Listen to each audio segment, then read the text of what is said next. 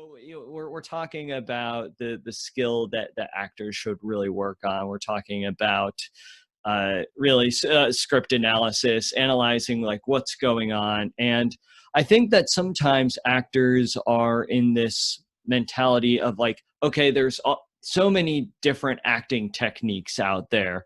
There are so many different ways to go about analyzing a character and portraying or acting out a character. And Yeah. so this question is, what are your thoughts on the different acting techniques from Adler to Meisner to Strasberg and of course to Stanislavski? What are your thoughts on the similarities between these, the differences, and I guess your opinion of them as well? They all have something wonderful to say. That's first off. I'm not going to sit here and like be one of those actors who's like, well, I think Meisner is better than Stanislavski, and here's why. No, they all have something amazing to say about the craft, and they all have something that they added to it. And I think, they provide you with tools for the job. For me, it all starts with Stanislavski. And then, you've got little branches that break off from that, like Stella Adler, Strasberg, Uta Hagen. And then, you've got, to me, like two other acting teachers, Meisner and even Chekhov, who, utilize imagination and being present and listening in a way that maybe Stanislavski didn't. But at the end of the day, like, these are tools for the job. And as a teacher, I think my job is to synthesize all these ideas and concepts and communicate it to my students in a way that they can use it. So I don't really think one is better than the other. I think they all offer something for the actor in terms of understanding that these are tools and we use them to build characters. We're telling stories. And they all have wonderful, wonderful things to say.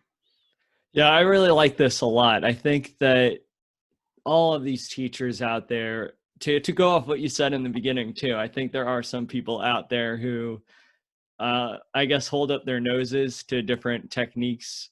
But I think that at the end of the day, you can really learn something from each of these different teachers in the past, teachers in the present as well. I think it's always great for actors to be able to experiment with different training, to take a scene study class, but then also take clowning or improv or whatever it may be. You're just adding to your instrument, your repertoire, whatever you want to call it. Alexander technique is wonderful for opening up the body. Linklater is wonderful for opening up the voice. Those all, fit together with all these other disciplines. Improvisation, like it all just adds to you being able to share your uniqueness with the world. You being able to share your voice with the world. For some actors, there are teachers they click better with. There are methods they click better with. Pay attention to that. Lean into it. This isn't a one-size-fits-all type of thing. Yeah. We are all very, very different people. So, yeah.